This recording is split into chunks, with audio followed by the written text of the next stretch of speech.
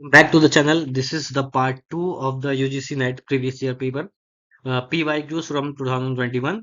Those who are new to this channel, so in this playlist, I will be doing all the PYQs from 2018, 19, 20, 21, and I will also be making for 2022, 2023, and 2024.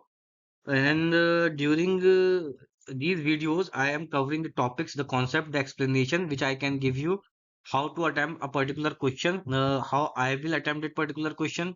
So these useful insights are given to you in these videos, which are beneficial for you. So now we will be straight moving on to the question. So this is an important question which is asked that which of the following judgment do not deal with the matter of living relationship. So इसमें I don't think I have to explain much or the explanation is written beside this question. और ये आपको सिर्फ एक important चीज जो advice that I want to give is that you should remember all these three judgment, क्योंकि अगली बार question ये पूछा जा सकता है which of the following judgment belongs with the matter of deals with the matter of live-in relationship. तो आपको ये पता होना चाहिए कि Indra Sharma versus KV Sharma as Khushboo versus Kanimal और Chinmaya versus Chinmaya Kumar Singh 2011. All these judgments are very important, and that CR which is related to live-in relationship. So this is the advice. So we will be taking the next question. Okay, so this is an important question from the Right to Information Act. The question is Section 8 of the ITI Act provide how many exemptions from the disclosure of agreement to disclosure of information, and the answer is D10. ये आपको याद रखना है, बहुत ही important question है, ठीक है. और I have also mentioned the 10 which are there, that is national security and sovereignty, contempt of court, parliamentary या legislative privilege, commercial confidence or trade secret if there is any kind of trade secret. Fiduciary relationships में जहाँ fall होती है, fiduciary का मतलब basically money related होता है. Foreign government confidentiality, अगर कोई क्लॉज है फॉरेन गवर्नमेंट से रिलेटेड जो कि कॉन्फिडेंशियल है, तो उसकी इंफॉर्मेशन डिस्क्लोज नहीं की जा सकती है. लाइफ फिजिकल सेफ्टी रिस्क, इनसे रिलेटेड जो इंफॉर्मेशन उसको डिस्क्लोज नहीं किया जा सकता है. Law enforcement and investigation, something which is related to investigation और law enforcement can not be disclose under RTI. और कैबिनेट मिनिस्ट्री डिलीबरेशंस को हम डिस्क्लोज नहीं कर सकते. Last but not least is personal privacy से रिलेटेड अगर कोई चीज है तो उसको हम डिस्क्लोज आरटीआई में नहीं कर सकते हैं. फॉर एग्जांपल जैसे कि आपकी पर्सनल जानकारी, आप कहाँ के रहने वाले हैं, कहाँ के आप आपका ब्लड ग्रुप क्या है, आप इसी प्रकार की जो आपकी पर्सनल इन्फॉर्मेशन है, that to are subject to not disclosure under RTI act.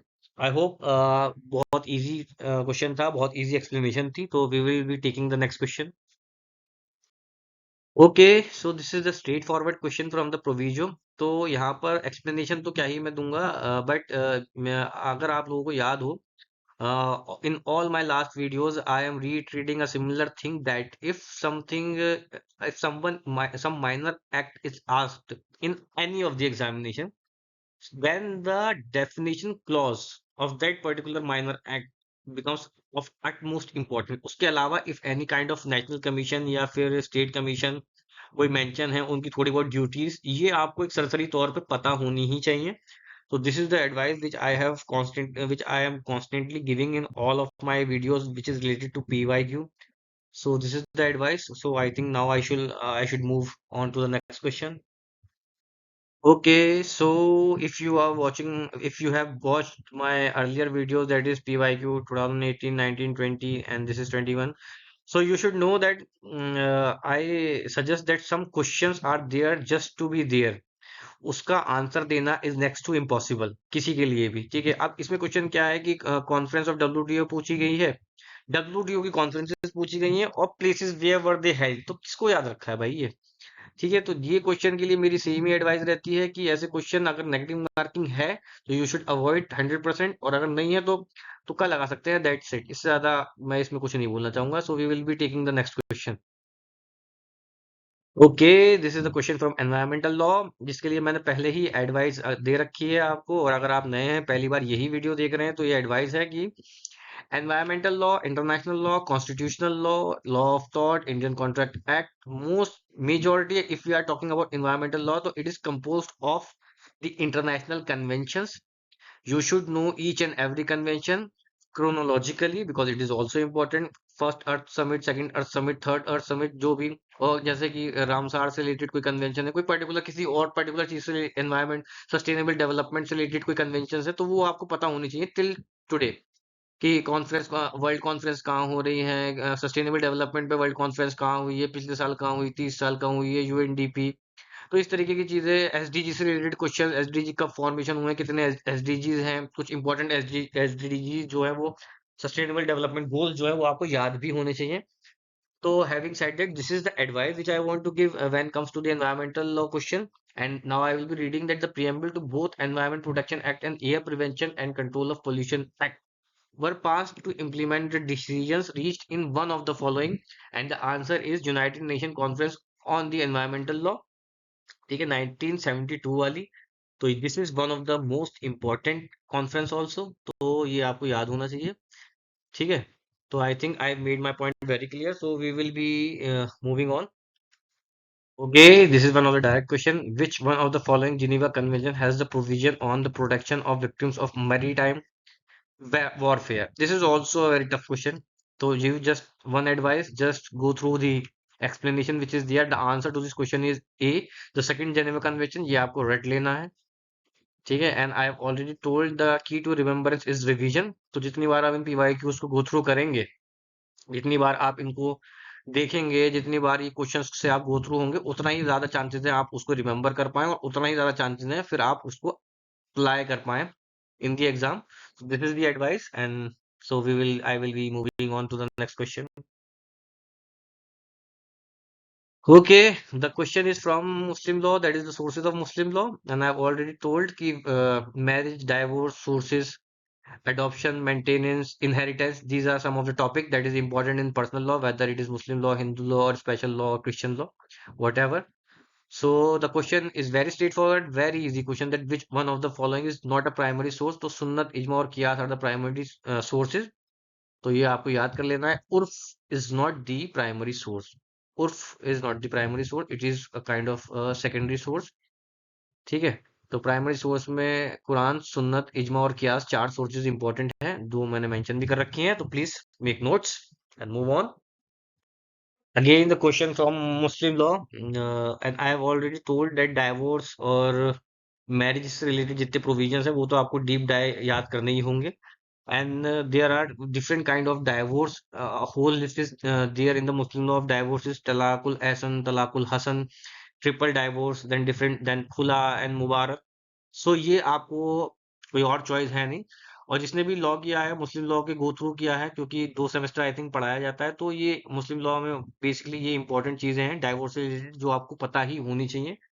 फिर भी मैंने थोड़ी सी लिख दी है कि the question is under Muslim law divorce by mutual consent is known as. तो इसमें दो ऑप्शन है, that is khula and mubarak. Khula is a divorce which is initiated from the side of wife, ठीक है। तो ये वाइफ की तरफ से इनिशिएट होने वाला एक डाइवोर्स है, and this is also a divorce which is from mutual consent. And मुबारक, मुबारक तो specifically both parties mutually agree to separate often without assigning a blame. तो यानी कि बिल्कुल ही म्यूचुअल कंसेंट से जो दिया जाने वाला है वो मुबारक है, और खुला is the divorce which is initiated from the side of wife, and it is also a kind of mutual divorce. तो B and D is the correct option. तलाक तफवीज क्या होती है, that is kind of delegated divorce होता है, ठीक है। इसमें पावर डाइवोर्स की देने की डेलीगेट कर दी जाती है टू वाइफ, ठीक है। And the last one is lian, divorce due to false accusation of adultery. तो अगर किसी के ऊपर आप कोई तोहमत लगा देते हैं अडल्ट्री की, तो देन उस केस में जो डाइवोर्स दिया जाता है उसको लियान कहते हैं। आई होप चारों क्लियर है। इसके अलावा एक तलाकुल एहसन, तलाकुल हसन, तो there is a whole list. Maybe I will be making the videos on that, but you should at least go through that when you will be reading this question. तो एक बार जाके जितने भी types of divorces in Muslim law available हैं उनको आप revise कर लेना, ठीक है। So this is the advice which will be very beneficial for you. So I will be taking the next question. Okay, again देखो मैंने जितनी भी पहले बातें बोली है ना वो सारी की सारी बिल्कुल ट्रुथ होती जा रही हैं, सच होती जा रही हैं, सत्य होती जा रही हैं, कि मेजॉरिटी ऑफ द क्वेश्चंस जो आते हैं वो हमें पता होना चाहिए कि किसी भी पर्टिकुलर लॉ में से 75% क्वेश्चन जो आएंगे ना वो ऑलमोस्ट 25 से 30% पोर्शन से ही आते हैं, ठीक है। और जो बचे हुए 25% क्वेश्चन होते हैं वो बचे हुए जितना 60-70% पोर्शन जो बच गया है ना, उसी से पूछे जाते हैं। मतलब 1/3 पोर्शन से 75% क्वेश्चन आते हैं, जिस वजह से जैसे कि पर्सनल लॉ में मैंने पहले ही बता दिया है कि डाइवोर्स से और मैरिज से, अडॉप्शन से, ठीक है, और सक्सेशन से, इनहेरिटेंस से, इनसे मोटे मोटे क्वेश्चन बनते हैं। तो this is also a question that which of the following are fault grounds of divorce under Hindu marriage act? Desertion is a ground, that cruelty is a ground, conversion to non-Hindu religion is a ground for divorce. Consent obtained by fraud is something which allow annulment of the marriage. For example आपने बोल दिया कि लड़का 10 करोड़ रुपए का महीना कमाता है, अब बात को पता चलता है कि वो 10 रुपए भी नहीं कमाता है, तो this is consent obtained by force और फ्रॉड। तो इस केस में मैरिज कैन बी annulled, तो it is not a ground for divorce. अब एडवाइस यही है कि जो इस क्वेश्चन को पढ़ रहे हैं, इसके साथ साथ आप जाइए और जो ग्राउंड ऑफ डाइवोर्सेस हैं उनको एक बार रिवाइज कीजिए, सो दैट आप इसका पूर्ण रूप से फायदा उठा पाए। So with this advice I will move on to the next question.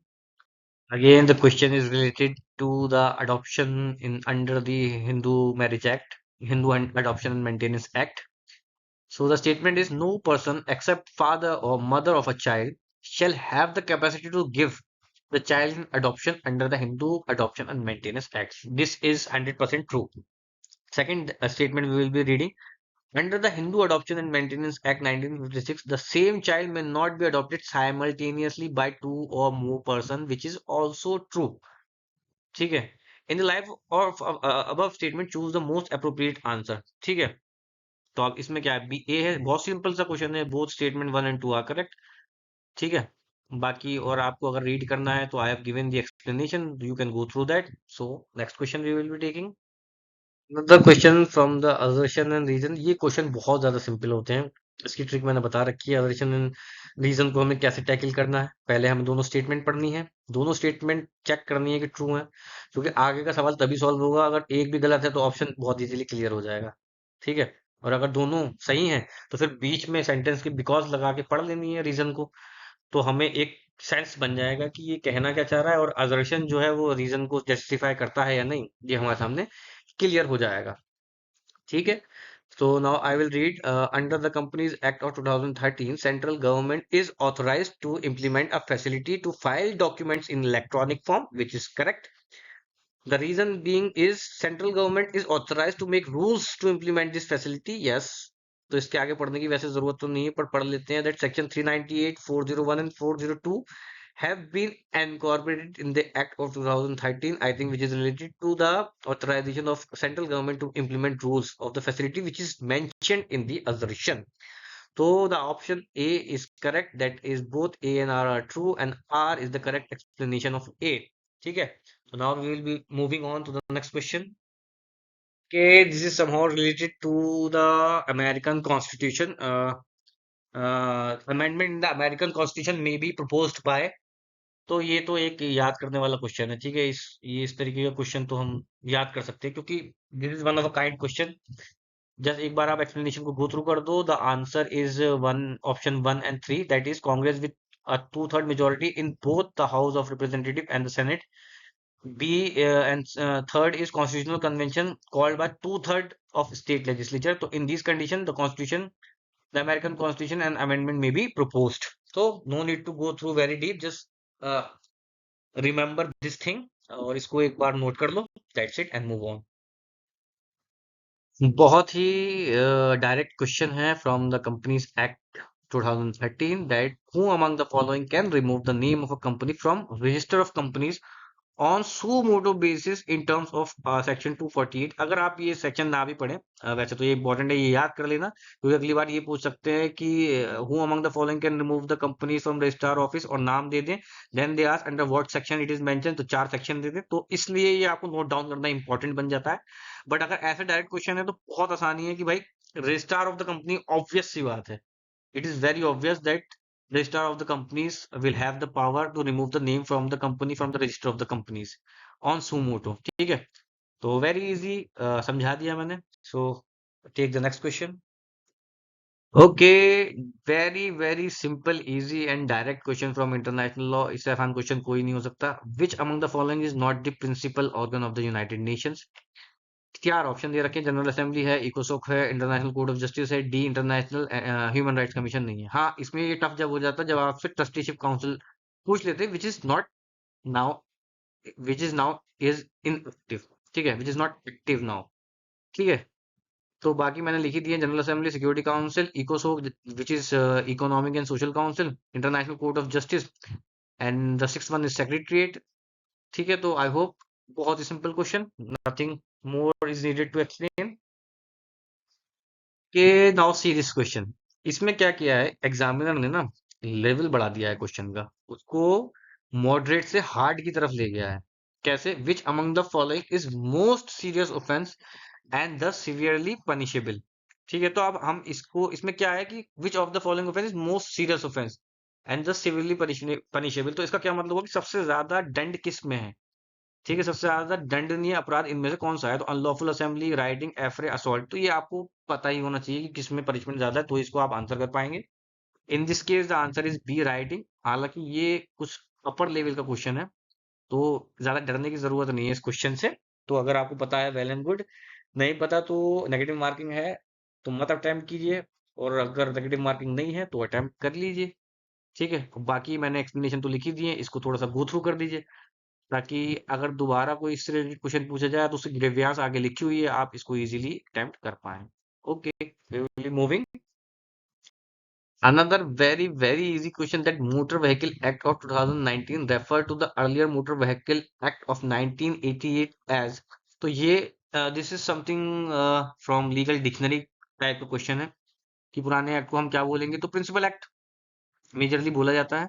Old act, earlier act, adapted act, these are all English terms, but legal dictionary में जब आप देखेंगे तो principal act will be the most appropriate answer from a legal mind. So I hope I have made my point very clear. So we will be taking the next question. Okay, this question again falls under under the category of very easy question, जिसमें आपको कुछ नहीं करना, सिर्फ you just have to apply your legal sense and legal reasoning and legal mind, उसके अलावा कुछ नहीं। कोई एक्ट, कोई पैक्ट, कुछ पीछे का पता होने की जरूरत नहीं है, सिंपल सा स्टेटमेंट पढ़ो। Dominant position means position of strength enjoyed by an enterprise in relevant market in India, which enable it to operate independently of operative forces and affects competitors and consumer in its favor, which is correct। इसमें क्या समझने वाला है? Simple Hindi, simple English है, पढ़ लेनी है, समझ में आ जाएगी। डोमिनेंट पोजीशन किसको कहते हैं? Now read statement two. No enterprise shall abuse its dominant position। तो ये इसके लिए आपको क्या प्रोविजन पता होने की जरूरत है? लीगल माइंड अप्लाई कीजिए, बोथ स्टेटमेंट आर ट्रू। इससे ज्यादा इसमें एडवाइस की जरूरत नहीं है, ना ही कंसल्टेशन की जरूरत है। तो we will be taking the next question. Okay, ये भी बहुत इजी क्वेश्चन है, कोई लॉ कुछ पढ़ने की जरूरत नहीं है, सिर्फ अपना लीगल माइंड अप्लाई करना है। In determining relevant geographic market, competition commission shall keep in mind which of the following factors? First, regulatory trade barriers and natural procurement policies. True. Language and local specifications requirement. True. Consumer preference and regular supply and after sale services. True. Transport and distribution factors. True. Unless and until आपको लगे कोई common sense का, अगर आप question solve कर रहे हैं, जब तक आपको कोई ऑप्शन पता ना लगे, जब तक आपकी लीगल माइंड ये ना बोले कि नहीं यार ये नहीं हो सकता, कोशिश करो कि उसके आंसर जो दो वो अबव ऑल करेक्ट है। ठीक है, ये मान के चलो। जब तक आप बिल्कुल श्योर, आपका माइंड में क्लिक ना करे कि नहीं नहीं यार ये ऑप्शन नहीं हो सकता, ये तो बिल्कुल ही अगेंस्ट द प्रिंसिपल और जनरल प्रिंसिपल्स ऑफ लॉ के खिलाफ जा रहा है। ठीक है, तो ये सबसे सटीक एडवाइस मैंने आपको दे दी है। ऐसे क्वेश्चंस को इजीली अटेम्प्ट करो, इजीली पढ़ के करो, ज्यादा दिमाग लगाने की जरूरत नहीं, बस अपना लीगल माइंड, लीगल रीजनिंग साथ में लेकर रखो, और कुछ नहीं। ठीक है, ज्यादा कंफ्यूजन क्रिएट करने की जरूरत नहीं है। So okay, this is an interesting question from geographical indication. तो मैं इसको बताऊंगा कैसे सॉल्व करना है और मैं कैसे दिमाग लगाता हूँ। तो the geographical indication are distinctive signs और indication which identify any good as fun. पहला पॉइंट पढ़ते हैं। Act of unfair competition under Paris convention 1967, मेरे को नहीं पता, तो अभी मेरे को नहीं पता, तो इसको हम साइड में रखते हैं ऑप्शन को। B, originating in a specified territory, common sense की चीज है, पता है ज्योग्राफिकल इंडिकेशन, जिसने थोड़ा भी पढ़ा होगा तो उसको पता है। तो यानी कि दो ऑप्शन तो करेक्ट होना ही होना है, यानी कि बी जो है वो ऑटोमेटिकली एलिमिनेट हो गया। अब हमारे पास ऑप्शन बचते हैं ए, सी और D. Now we will read third point. Stipulate the misleading test guaranteeing a negative right, नहीं पता। आगे पढ़ते हैं। Specific quality reputation and characteristic, yes, geographical indication में ये तो होती है। तो यानी कि 2 और 4 किस में है? तो 2 और 4 भाई सिर्फ डी में ही है। तो यानी कि अगर हम शायद बाकी ना भी पढ़ें तो इसका आंसर अगर मेरे को देना होता तो मैं डी देता, which is also correct. And fifth भी अगर आप पढ़ोगे तो आपको बहुत इजीली समझ में आएगा, essentially attributable to origin, geographical indication ये चीज इंडिकेट कर रहा है। तो ये मैंने अटेम्प्ट करके भी दिखा दिया, आपको पता है कि इसको हम कैसे अटेम्प्ट करते हैं। तो इसी तरीके से हमें अटेम्प्ट करना है। This is the prime example of attempting by elimination, जब आपको सारे ऑप्शन का नहीं पता। So now we will be taking the next question. Again this is very very important question, case laws mention है, और इसमें लगभग सारे क्वेश्चन जो हैं वो बहुत ही लैंडमार्क जजमेंट्स हैं। And I have already told कि लैंडमार्क जजमेंट्स की बहुत ज्यादा इंपॉर्टेंस है, क्वेश्चन बहुत ज्यादा बनते हैं। In which of the following cases the supreme court observed that there is a thin line between preparation for an attempt to commit on offence. This has been held in Abhayanand Mishra versus state of Bihar. अब मेरे को आपको सिर्फ advice देनी है, explain तो कुछ नहीं करना। एक्सप्लेनेशन यहाँ पर लिखी हुई है, आपको अपनी कॉपी निकालनी है, ये सारे केसेस मार्क कर लेने हैं, पता करना है कि कौन सा केस किससे रिलेटेड है। ज्यादातर मैंने यहीं पे मेंशन कर दिए है, ठीक है? तो यहीं से आप नोट डाउन भी कर सकते हैं, और ज्यादा डीप में जानना है तो गूगल पे सर्च करके पता कर सकते हैं और अपने नोट्स में लिख लो। इस तरीके से आप प्रिपरेशन कर सकते हैं एग्जाम के लिए। तो this is the advice. So now I will be moving on to the next question. Okay, so this is another hard question. Hard इसलिए क्योंकि वैसे तो ये बहुत इजी क्वेश्चन है, लेकिन जब क्रोनोलॉजिकल ऑर्डर पूछ लिया जाता है ना तो थोड़ा हार्ड हो जाता है। हालांकि उसको भी एलिमिनेट करने का एक मेथड मैंने बताया है कि अगर आप देखो, आपको जो जूरिस्ट याद करने हैं वो सारे स्कूलों के 5 स्कूल हैं, लगभग 30 जूरिस्ट बनते हैं। तो उनको याद करना है, वो आपको क्रोनोलॉजिकल ऑर्डर में याद करने हैं, ठीक है? कौन पुराना है कौन नया है, अगर वो उतना आप याद कर लोगे ना तो ये क्रोनोलॉजी वाले क्वेश्चन थोड़े इजी हो जाएंगे। बट यहाँ पर तो किताबें ही पूछ ली हैं, तो ये क्वेश्चन ऑलरेडी थोड़ा भारी था। इसमें सिर्फ किताबें भी पूछ लेते मैच द फॉलोइंग देके तो भी ये क्वेश्चन भारी था, लेकिन अब तो इसको नेक्स्ट लेवल पे ले गए हैं, ठीक है, क्वेश्चन सॉल्व करने के लिहाज से।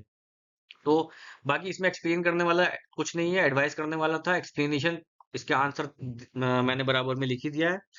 इसमें दूसरी एडवाइस ये है कि आप ये सारी किताबें चुपचाप याद कर लें, नोट डाउन कर लें हाथों हाथ, और इनके राइटर्स को नोट डाउन कर लें। जैसे कि इसमें रोनाल्ड डॉकिंग की टेकिंग राइट सीरियसली बहुत ही इंपॉर्टेंट किताब है, ठीक है? Growth of law by Benjamin Cardozo, justice Benjamin Cardozo की ये बहुत इंपॉर्टेंट किताब है। वैसे तो सारी किताबें इंपॉर्टेंट है, तो इसमें मैं क्या ये इंपॉर्टेंट कम इंपॉर्टेंट बता रहा हूँ, ठीक है? तो ये लेकिन मैच द फॉलोइंग के तौर पे जब क्वेश्चन पूछा जाएगा, जो कि मोस्टली क्वेश्चन उसी हिसाब से बनता है, ये तो बस एक क्वेश्चन डाला गया है ताकि लेवल को एक और आगे बढ़ा के टफेस्ट बना दिया जाए।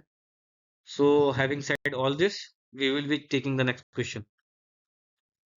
ओके, तो ये उस प्रकार का क्वेश्चन है जो कि पीवाईक्यूज में जब आप कर रहे हैं ना, तो ये आपको ना सिखाने का ज्यादा काम करता है चीजों को, ठीक है? पूरी की पूरी एक लिस्ट दे दी गई है, उसकी मैचिंग दे दी गई है, इसमें समझाने वाला एक्सप्लेन करने वाला कोई चीज नहीं है, सिर्फ याद करने वाली चीज है। और आपको थैंकफुल होना चाहिए कि एग्जामिनर ने ऐसा क्वेश्चन दिया ताकि आने वाले जो बच्चे हैं ना उनके लिए कम से कम 10 क्वेश्चन इसमें से ही दे दिए हैं। तो ये मैं इसके लिए यही कहूंगा, जैसे कि मैंने पहले भी कई बार बोल दिया है कि एनवायरमेंटल लॉ में जो इंपॉर्टेंट समिट्स है वो इसमें ऑलमोस्ट सारे मेंशन है। तो ये आप क्रोनोलॉजिकल ऑर्डर में याद होने ही चाहिए। इसके अलावा भी जितने समिट है वो भी याद होने चाहिए जो कि इंपॉर्टेंट है, ठीक है? तो ये this is the only advice. So we will be taking next question. Okay, तो ये फिर से क्रोनोलॉजिकल ऑर्डर का क्वेश्चन है, तो वैसे ही टफ हो जाता है। तो इसमें सेम एडवाइस रहेगी कि ये एनटीए ने सिर्फ आपको आगे के 10 क्वेश्चन दिए हैं।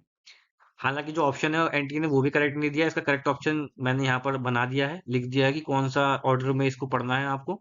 बस आपको क्या करना है इसमें से, क्रोनोलॉजी तो आप याद करिए या नहीं करिए, ये आपके ऊपर है। हालांकि ये लैंडमार्क जजमेंट्स हैं तो ये पता होने चाहिए, लेकिन आपको बस एक काम करना है कि इंटरनेट पे जाके इनको सर्च कर लेना है। केम नानावती तो जैसे उसमें फिल्म बन गई है रुस्तम वगैरह, तो वो तो बहुत ईजी है, वो तो आपको याद हो ही जाएगा। बाकी को एक बार जाके जरा देख लेना। हालांकि पिछली वीडियोस में शायद मैंने इनको डिटेल में भी लिखा है, तो यहाँ पर डिटेल में नहीं है, आपको बस एक बार डिटेल में इसको देख लेना है, दैट्स इट। और कोई एडवाइस नहीं है। इस क्वेश्चन से आप 5 क्वेश्चन और सीख सकते हैं, यही इस क्वेश्चन का महत्व है। Okay, this is another question. तो इसमें ये कॉमन सेंस का एक क्वेश्चन है, ठीक है? बट थोड़ा ज्यादा ही इसको टफ बना दिया है। तो जैसे कि a classic action would major class action, तो इसमें जो समझाने वाली चीजों मैं समझा देता हूँ, बाकी आप ऑप्शंस देख लीजिएगा और नोट डाउन कर लीजिएगा। इसमें एक टर्म जो अपीयर हो रहा है that is class action. Class action किसको कहते हैं कि जब एक ही जैसे कि 20 30 50 100 1000 लोगों का एक ही चीज से रिलेटेड लाइबिलिटी उनकी राइट उनकी इन्फ्रिंज हो रही है, तो वो सब मिलके एक ही सूट कर देते हैं, जिसको हम क्लास एक्शन सूट कहते हैं। मतलब मान लो 500 600, जैसे कि फॉर एग्जांपल कोई फॉरेस्ट बनाने के लिए किसी के घर कोई किसी जगह को डेवलप करने के लिए किसी फॉरेस्ट को काटना है, और उसको काटने के लिए कई सारे ट्राइबल लोगों की या लोगों की हम जमीन को एक्वायर गवर्नमेंट कर रही है, ठीक है। तो ऐसे में मान लो वहां पर 1000 लोग रहते हैं, तो वो हजारों लोग मिलकर, अब 1000 सूट तो फाइल नहीं करेंगे, तो वो हजारों लोग मिलकर एक सूट फाइल कर देंगे, जिसको हम क्लास एक्शन सूट कहते हैं, ठीक है। तो this is what we call class action suit. With, आपको पता ही है, रिट मैंने डिटेल में mandamus certiorari prohibitory quo warranto और हैबियस कॉर्पस को पीछे डील कर रखा है, तो I will not be going in detail. I hope जो बताने की चीज थी वो मैंने इस क्वेश्चन में बता दी, और जो आपको पॉइंट नोट डाउन करने हैं वो आप नोट डाउन कर लेंगे इसको, ठीक है। तो with this the part 2 of 2021 comes to an end. Hope आपने इससे काफी कुछ सीखा होगा, काफी कुछ याद रखा होगा, ठीक है। आपके लिए ये वीडियो बेनिफिशियल होगी। With this I will be taking leave from this part, and we will be meeting in the next video. Thank you all.